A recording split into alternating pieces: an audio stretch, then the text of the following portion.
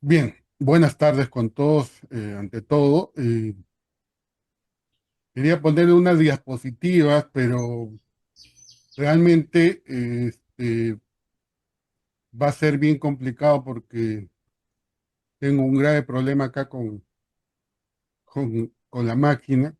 Pero sin embargo, vamos a ver cómo estas leyes, hablaba la otra vez con Andy, con otros periodistas también, en el sentido que a veces, si bien es cierto, se le quiere poner un cliché, un nombre pequeño, algo que pegue, pero a veces no pega y a veces es contraproducente. Quizás en ese aspecto voy a tener el día de hoy muchos detractores. Quizás el día de hoy van a eliminarme de las cuentas de X, Facebook, Instagram. Pero lo cierto es que a veces cuando llamamos leyes pro crimen,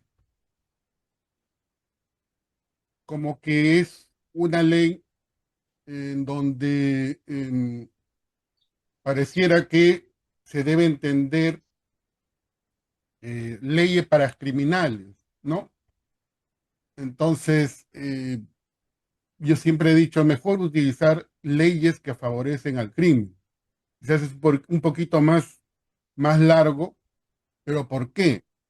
Porque ¿quiénes estas leyes, para quién han sido dadas?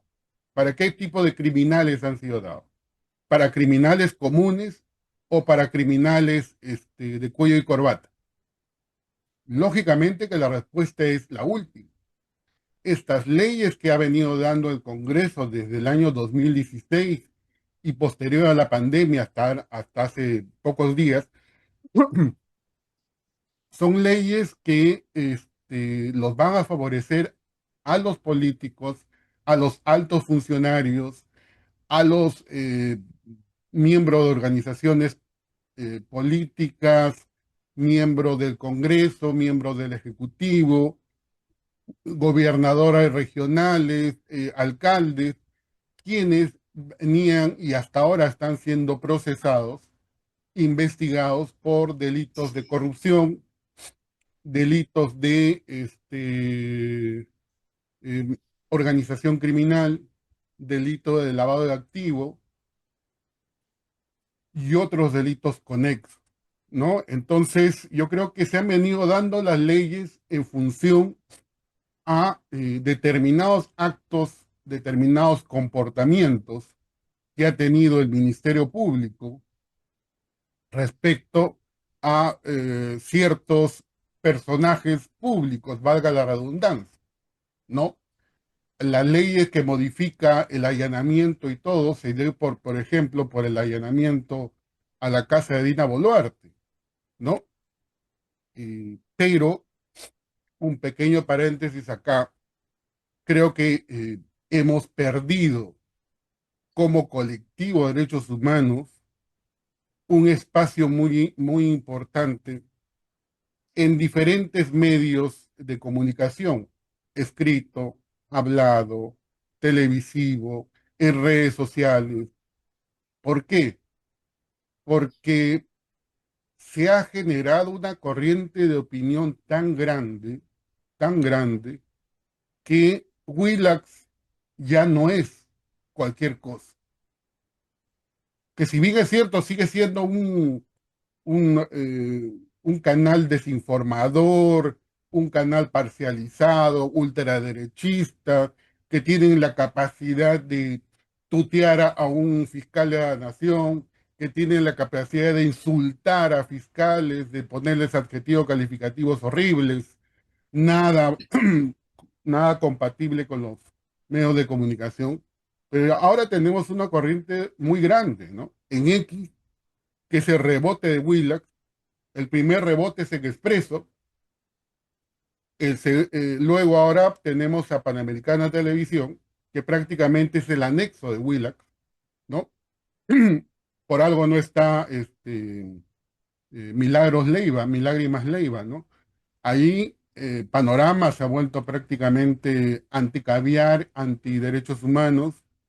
eh, y digo que hemos perdido esa fuerza que antes teníamos porque nos vemos avasallados por una corriente de opinión bastante fuerte, bastante crédula, entre comillas, crédula, ¿no? Este, y que, y que finalmente lo que termina acá de hacer es lo siguiente, ¿no? Eh, lo que termina de hacer acá es que estas corrientes de opinión tienen una fortaleza porque invitan a ex magistrados del Tribunal Constitucional, pagados, que son abogados del Congreso, que son abogados del Ejecutivo, tienen como invitado a un señor como el señor Abanto, ¿no? Abogado de todos, así como hay amigo de todos, hay abogado de todos, ¿no? En donde finalmente,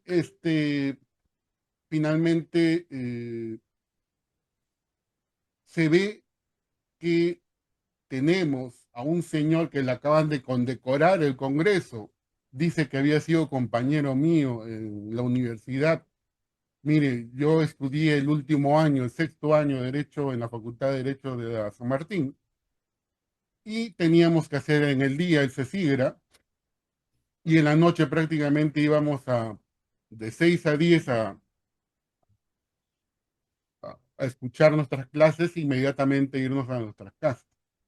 Dice que ha sido compañero de salón mío, el señor Wilber Medina. Yo le digo el ingeniero porque realmente yo lo conozco desde la universidad y no ha sido pues un luminario. Pero sí se sabe mover bien, sí sabe opinar mal, pero que parece bien, ¿no? Es como invitar al señor César Nakazaki, puede ser un extraordinario padre, un extraordinario hijo, hermano, un profesor universitario, pero quien conoce a Nakazaki sabe que hay que creerle la mitad porque la otra mitad es mentira, ¿no? Entonces, no hemos tenido ese posicionamiento de respuesta en medios de comunicación, entre comillas, aliados, amigos que nos conocen de años, o que su línea es distinta a los ya mencionados, ¿no? Porque nosotros, ustedes han visto, lamentablemente, el tema de los derechos humanos ya ha dejado de interesar desde la CBR y ahora los medios de comunicación buscan eh, noticias, pero que van pasando y ellos ahora se van acomodando a el gobierno de turno. Primero estaban neutros con Sánchez en el día de las elecciones cuando se dio en la boca de urna y demás, pero ahora todos son contra Sánchez, todos son contra el partido de izquierda o la izquierda radical, como le llaman ellos, y la única salvación que tenemos los peruanos nos meten por todos lados que es el fujimorismo. Y nosotros sabemos lo que significa el fujimorismo, pero también sabemos que hay muchas leyes que lamentablemente, leyes que favorecen al crimen, han sido publicadas, promulgadas, algunas han sido modificadas, como la ley de crimen organizado, ¿no? Ha sido modificado, pero que finalmente, como siempre he dicho, procesalmente el daño ya está hecho. Antes de entrar a cada una de las leyes, que yo más o menos he identificado 12 o 13, que el daño ya está hecho. ¿Por qué? Porque la ley entra en vigencia para todos desde el día siguiente de su publicación en el Diario Oficial del Peruano. Sin embargo, y es desde el día siguiente para los delitos cometidos hacia adelante. Pero también tenemos un principio constitucional y convencional respecto a el, la ley más favorable al reo o la retroactividad benigna de la ley, la ultraactividad benigna de la ley o la combinación de leyes especiales. Muchos que no son abogados dirán que está hablando el doctor Juan José. La retroactividad significa, vamos a poner tres espacios: investigación preliminar, juicio oral y condenado. Si la ley nueva favorece a una persona que está en una investigación preliminar ahora, por ejemplo, en el caso de las protestas sociales, están investigados policías, en el caso del crimen del chico de Manchay, del menor de edad que estamos llevando también, están metidos policías y militares en el otro lado. Entonces, esa ley, si es favorable al reo, por más que ellos cometieron su delito entre diciembre y enero del 2022 y 2023 y febrero, perdón, si hay una ley más favorable, ellos, sus abogados, piden al juez que se aplique esa norma y si eliminó el delito por el cual se le está investigando, se archiva el caso. Si tiene una pena más baja, se acogen a esa ley nueva, por más que estén siendo investigados 2 o 3 años después. Por eso digo, ya el daño está hecho. Pero si están en pleno juicio oral, también van a pedir la aplicación, porque es una ley nueva que finalmente los va a favorecer y esa es la retroactividad de la ley benigna, siempre y cuando favorezca al reo. Pero también tenemos otro grupo. El otro grupo es de los condenados. Ustedes lo están viendo a Urresti, ustedes lo están viendo a varios de los que han sido condenados por delitos cometidos durante el conflicto armado interno de 1980, el año 2000, quienes están pidiendo acogerse a las leyes nuevas de amnistía, de la nueva ley de lesa humanidad, la prescripción de sus delitos. Entonces, mientras las leyes estén vigentes hasta este momento, hoy día estamos 22 de julio del 2026, definitivamente que siguen vigentes y siguen aplicándose para todas aquellas personas investigadas en juicio oral o condenadas. El mejor ejemplo que siempre doy y que hemos visto en televisión, a partir de la modificación incluso, y eso se llama combinación de leyes, ¿no? Porque se publicó una primera ley, la ley 32.108, ley que modifica el crimen organizado, del 9 de agosto del 2024, ¿no? Sin embargo, también hubo otra ley 32.138, que fue del 19 de octubre del 2024, que modifica lo que modificó la ley de crimen organizado, la 30077 del año 2013, que finalmente lo que recoge acá es lo siguiente. Como hay periodos de leyes que están vigentes, entonces los presos condenados es, pueden acogerse a la ley que estuvo vigente y ese, los de condenados pero que tienen una sentencia en segunda instancia, ¿no? Por las organizaciones criminales, el caso de de la organización criminal del ex abogado Rodolfo Orellana, ¿no? Donde, así, la Corte Suprema eliminó lo que es crimen organizado porque no se subsumía en las modificatorias de el Congreso, que las hizo el año 2024, y se las archivó el extremo del crimen organizado. Y así muchos casos de crimen organizado, tanto de cuello de corbata como de crimen organizado, ese que nos hace daño en las calles, ese que se dedica a la trata de personas, minería ilegal, tráfico ilícito de drogas, etcétera, esos también se tienen que acoger, porque la ley es para todos. Pero sin embargo, fue pensada, fue estructurada y fue conseguida con los votos para favorecerse a los mismos políticos y altos funcionarios investigados y procesados, ¿no? Entonces, por ejemplo, en el caso de el más grosero fue justamente este de crimen organizado, donde ponían, ¿no?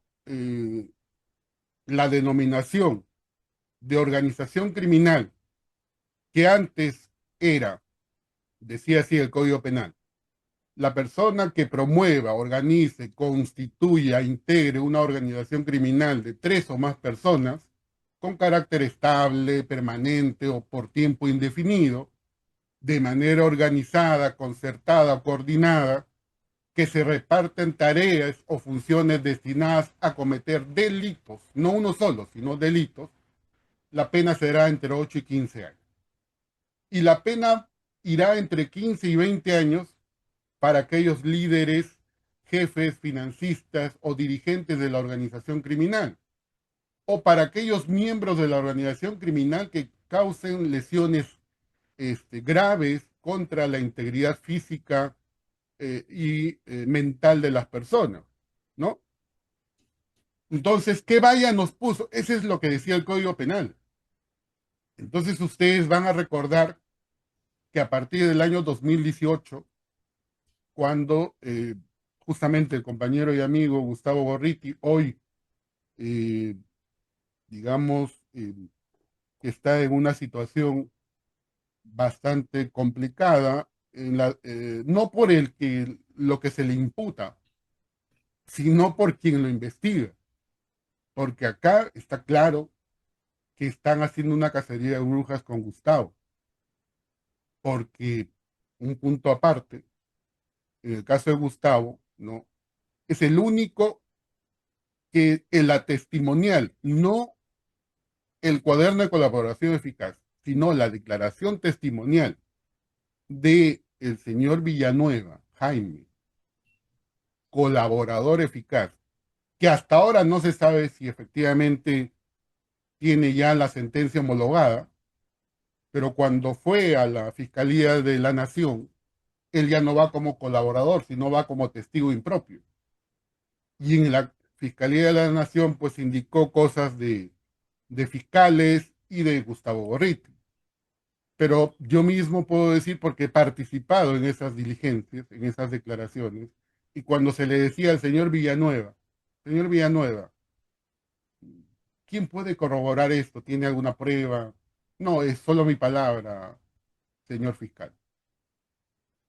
Y por eso han archivado casos el mismo Tomás Aladino Gálvez Villegas, fiscal de la Nación, Cuello Blanco, a la señora Patricia Benavides de su organización criminal, ¿no? Porque dijo en su resolución que la sindicación de Jaime Villanueva no tenía ningún acto de corroboración, no tenía ninguna prueba periférica que corrobore su dicho. Pero sin embargo, a Gustavo Gorriti y a los señores Vela, ex fiscales, Vela y Domingo Pérez, el solo dicho de Jaime Villanueva es sacrosanto, es una prueba irrefutable, ¿no? Entonces, eso para el paréntesis por el tema esto de organización criminal. Y la organización criminal ahora, ¿no? Tuvo dos cambios. Primero definieron, dijo, que es todo grupo complejo de estructura desarrollada, con mayor capacidad operativa, compuesto por tres o más personas, con carácter estable, permanente, por tiempo indefinido, que de manera concertada y coordinada se repartían los roles correlacionados entre sí para la comisión de delitos graves sancionados con penas mayores a los 6 años a fin de obtener directa o indirectamente, y ahí viene la frase, el párrafo, que no, si no se cumple esa parte del tipo penal, es una figura típica y por tanto no es sancionable penalmente. Entonces, siempre que, dice, el control de la cadena de valor de una economía o de un mercado ilegal sea el fin de esta organización criminal para obtener un beneficio económico. Y eso, esa frase y esos antecedentes y esos conceptos eran, son diferentes a los del Código Penal inicial, lógicamente hicieron que muchos casos se archivaran por el delito de organización criminal. Y eso es lo que busca la mafia dentro del Congreso, ¿no? Y eso es lo que dicen los abogados en televisión, en cuanto a entrevista vayan en los diferentes canales de televisión. Son, lamentablemente, personas que, si bien es cierto, yo digo, son colegas, pero también para litigar hay que tener ética y hay que tener honestidad. Porque si yo voy a dar mi opinión para que sea absorbida por otros, por los oyentes, para que ellos se formen una idea del caso que están escuchando, lo primero que tienen que haber dicho o decir ellos, yo soy abogado de tal fulano, investigado por corrupción, organización criminal, lavado de activos. La mayoría de los abogados, por no decir todos, tanto ex magistrados como actuales abogados de grandes estudios, nunca lo dicen. O el señor Abanto nunca dice pues que él está con una acusación del Ministerio Público como parte de una organización criminal que ya no hay, ¿no? Y que finalmente por el caso de árbitros puede recibir una pena privativa de libertad efectiva. Él está en la etapa de control de acusación, pero nunca lo dice.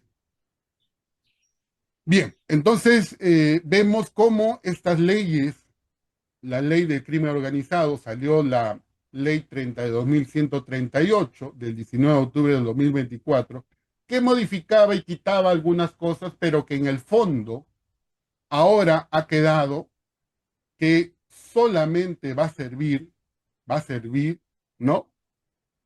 Cuando los delitos graves sean sancionados con pena no mayor a 6 años de prisión.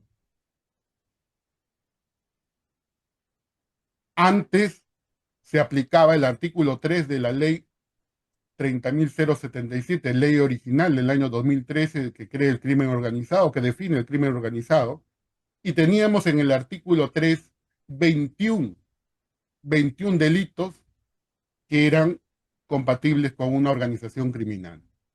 ¿Y por qué les dije el año 2016? Porque el año 2016, cuando ya estaba la bancada fujimorista, el 29 de octubre del 2016, se da el decreto legislativo 1244, que modifica a la ley de crimen organizado original, ¿no?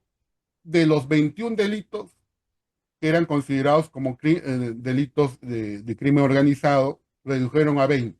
Eliminaron los delitos contra la propiedad industrial, que era el artículo 22 del Código Penal. Para que la gente se sienta contenta y decían, son leyes que nosotros, los congresistas, estamos sacando para favorecer a la lucha contra la delincuencia. Claro, agregaron que no pueden tener beneficios penitenciarios.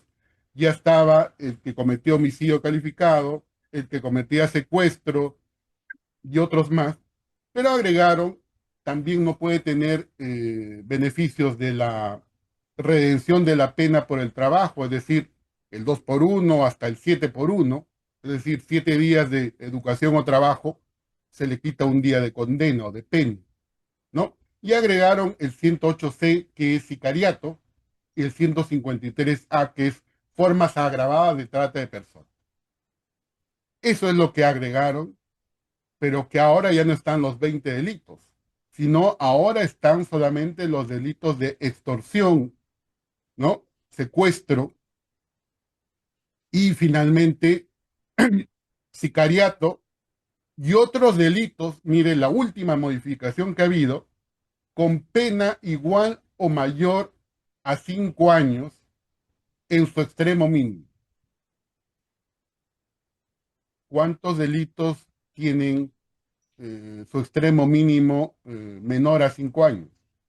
Estafa, libramiento indebido, apropiación ilícita y otros delitos que no calzan, que no entran acá, ¿no? Delitos de corrupción también que tienen menos de un extremo mínimo, es decir, de los 20, 21, quedó 20 el año 2016 y ahora están quedando contados con los dedos de la mano. Pues bien, para eso quería mostrarle a ustedes a través de un PowerPoint, pero por el tiempo y por, digamos, eh, lo que tenía que hacerse era, igual que este caso, yo tenía que ir explicando uno por uno. Pero así como este marco les he querido poner de ejemplo, ¿no? Así hacen las leyes, los congresistas, o nunca lo promulgan como el señor presidente actual, quien no promulgó la ley de volver a los delitos de función, y Rospigliosi le tomó la mano inmediatamente, hace 2 días publicó la ley, por insistencia, ¿no? Pero más o menos ese es el marco general. Ya hemos visto la ley 32.108, ley de crimen organizado. Ya hemos visto la 32.138, ley que modifica la ley del crimen organizado, así vamos a entenderlo. Ahora tenemos, por ejemplo, la ley 31.990 del 21 de marzo del año 2024, que dificulta la colaboración eficaz y el trabajo de la fiscalía, ¿no? ¿Cuál es el rollo de los abogados defensores de corruptos? Dicen que la fiscalía pues no puede tener 3 años en investigación y en corroboración de la solicitud de colaboración eficaz. Señores, para quien no conoce cómo es un proceso de colaboración eficaz, cuántos investigados son, dónde están los testigos, cómo tengo que obtener las pruebas, podría decir es demasiado. 3 años, ¿no? Pero sin embargo, esta ley ya fue muy,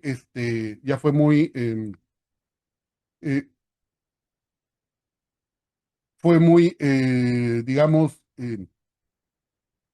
para ir finalizando, me están diciendo ya el tiempo, van a disculpar, eh, esta ley fue reducida a la más mínima expresión, es decir, de 8 meses,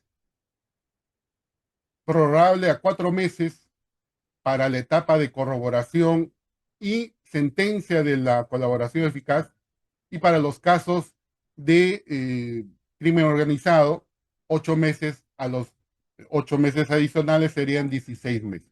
Si en esos 16 meses no se logra la fiscalía hacer llegar a un acuerdo o corroborar las pruebas, simplemente se cae la colaboración eficaz, como ya se están cayendo muchos. Y de repente hay que ver cuándo se cayó o no se cayó el caso de Jaime Villanueva. La ley 31.130, que quita la dirección de la investigación al Ministerio Público. Todos sabemos que la Fiscalía siempre es la que, según la Constitución, es la que investiga el delito y tiene la colaboración de la Policía Nacional. Pero ahora le han puesto, ¿no?, que la investigación preliminar la asume la Policía Nacional y la conducción jurídica la tiene el Ministerio Público. En la práctica, como en el caso de Manchay, la Fiscalía no se da abasto, la policía investiga a la policía misma, y no me van a decir que porque uno es de la comisaría de Manchay, el de la IRINCRI no le va a dar una mano, porque todos pertenecen a la Policía Nacional del Perú. Bueno, entonces está este estado así, y la fiscalía lo que hace es de manera telefónica o virtual participa. La ley que blinda a los partidos políticos, la ley 32.054, es una ley que básicamente con nombre propio, ¿no? ¿Qué partidos políticos estaban siendo investigados? Fuerza Popular, el Partido de Ollanta, y establecieron que ellos no pueden ser pasibles eh, eh, no puede sufrir medidas administrativas o consecuencias accesorias judiciales, ¿no?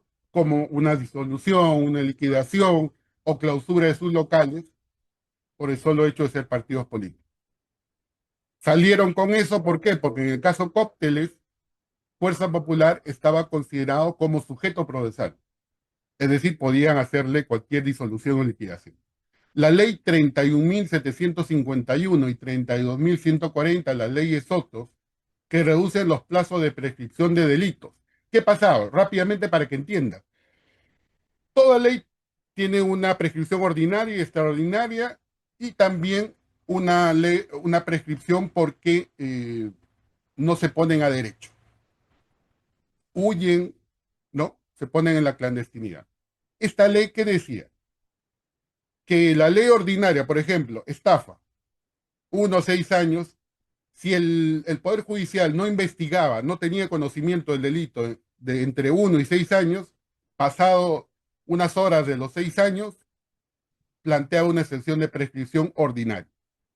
Pero si ya había una investigación del Ministerio Público, eso se llama prescripción extraordinaria, la ley dice que hay que adicionar el 50% del máximo de la pena. Si es estafa, estamos hablando de 3 más 6, 9 años. Pero también había, ¿no?, donde se suspendía el plazo de la prescripción por formalización de investigación preparatoria, por fuga, ¿no? Como Cerrón. Cerrón, por ejemplo, ha estado casi 3 años en la clandestinidad. Entonces, ahora que dice la ley Soto, que se aplicó para él mismo, para todos los delitos, sean comunes o sean de organizaciones criminales, que son más graves, ese plazo de suspensión de la prescripción ya no va a ser hasta que lo capturen, por ejemplo, sino que pase un año. Sea organización criminal, sea delincuente común. Pasa un año y simplemente prescribió. El otro es el 7, la ley 31.989, que impide la incautación del material usado en la minería ilegal. Es decir, la policía ya no puede incautar dinamita, que tenía esa facultad, no puede decomisar, intervenir explosivos a los mineros informales o ilegales con inscripciones suspendidas en el REINFO, ¿no? Ya sabemos que no hay más mineros ilegales que informales y hay una lucha muy fuerte entre organizaciones criminales de estos dos grupos. La ley 32.181, que permite la impunidad a la Policía Nacional del Perú y elimina la detención preliminar en casos de no flagrancia. Por ejemplo, la flagrancia dura 24 horas. La investigación después de la flagrancia dura 48 horas. Pero si a un policía se le detiene después de esas 24 horas, lo que dice esta norma es que el fiscal no puede pedir y el Poder Judicial no puede emitir una resolución, en este caso un auto, no se llama una sentencia, un auto, ¿no? De detención preliminar por 7 días o de prisión preventiva. Esa es la ley que hasta ahora está vigente. La ley 32.107, ley de crimen de lesa humanidad, ley de impunidad a los policías y militares que cometieron violaciones a los derechos humanos durante el conflicto armado interno, que dice puntualmente, dice que estos delitos de lesa humanidad y crímenes de guerra no se aplican retroactivamente a hechos ocurridos antes de la entrada en vigor del Estatuto de Roma en el Perú y cuando promulgó el Congreso el 1 de julio del año 2000. Por tanto, eso es lo que se quieren acoger a URES y todos los militares antiguos. La ley 32.107 es una ley que básicamente favorece a los militares. La ley 32.419, promulgada el 13 de agosto del año 2025, ¿no?, otorga amnistía a militares, policías y miembros del Comité de Autodefensa procesados por delitos cometidos contra el terrorismo por luchar entre 1980 y 2000. Ahí viene el tema, ¿no? Que son leyes inconstitucionales y que los jueces están inaplicando. Pero lamentablemente el brazo legal, que es la Junta Nacional de Justicia, está abriendo investigación, primero suspendiendo y luego los van a destituir, como a Domingo Pérez, aquellos que aplicaron, mejor dicho, que inaplicaron esta ley 32.419. La otra ley, la ley 32.735, promulgada el 21 de julio del 2026, ley que regresa todos los casos al fuero común, perdón, al fuero privativo militar, y con esto termino, discúlpenme de verdad. Pero, señores, es una ley donde el señor Rospigliosi ha mentido descaradamente. Dice que los delitos comunes cometidos por policías, por ejemplo, un delito de corrupción, no va a ir al fuero militar. Solamente les voy a leer la disposición complementaria y final única. Archivo de la investigación.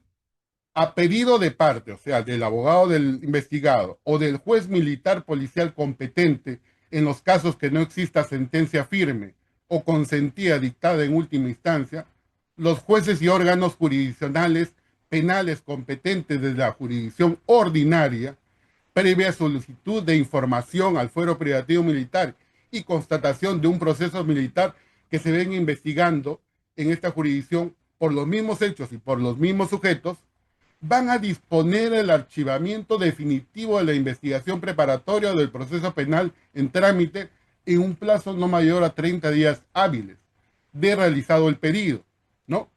Sin necesidad de audiencia previa, ¿no? Y mediante una decisión que no se puede impugnar, inimpugnable, ¿no? Dejándola sin efecto una sentencia condenatoria. Es decir, una ley se vuela todo un proceso penal, todas las sentencias emitidas por la justicia común, ¿no? Y ahora se va a venir a todos los procesos que estamos teniendo en trámite, inclusive para los del conflicto armado, van a aperturar investigaciones, van a hacer denunciar a cualquier persona o de oficio lo van a hacer, investigaciones en el fuero privativo militar. Entonces lo que va a hacer el fuero privativo militar, señor juez del Poder Judicial, páseme esta investigación acá porque existe una ley que a mí vienen los delitos de función. Es una deformación del delito de función, porque el delito de función solamente está establecido para desobediencia a la autoridad, para temas propiamente militares y policías, desobediencia, llegar tarde, etcétera, ¿no? No cortarse el cabello, no ponerse ordenadamente todo su indumentaria, hacer abandono de destino, son delitos comunes que ve la justicia militar. Pero sin embargo, ahora van a ver, ¿no? Y también le han modificado, y eso me sorprende, que la presidenta del Poder Judicial se encuentre callada, porque han modificado el artículo 26 del Código Procesal Penal que dice la competencia de la Sala Penal de la Corte Suprema. Ustedes han visto en casos anteriores, en la época de Fujimori, la Corte Suprema ha señalado y el Tribunal Constitucional cuáles son los delitos de función, qué se entiende por delito de función y cuáles son los que va a ver la justicia común. Cualquier otro delito que no sea delito de función lo ve la justicia común. Apropiación ilícita, homicidio, eh, todos los delitos que están en el Código Penal. Pero hay el artículo 5 donde dice que en caso se interponga contienda de competencia entre la justicia militar policial y el fuero común, es decir, el Poder Judicial, se debe preferir a la justicia militar policial. Con eso, señores, ojalá que los jueces hagan algo en esto, vuelvan a inaplicar las normas, pero que definitivamente estamos en un panorama bastante duro, bastante fuerte y sobre todo de bastante sufrimiento para los familiares de las víctimas de protestas sociales y de otros casos de abuso policial, de violación de derechos fundamentales cometidos en comisarías, en escuelas policiales y militares, en donde finalmente todos estos casos van a pasar a la justicia militar y pues vamos a tener una mayor cantidad de impunidad. Señores, muchas gracias y discúlpenme a los organizadores por el tiempo en exceso que he tenido. Muchas gracias.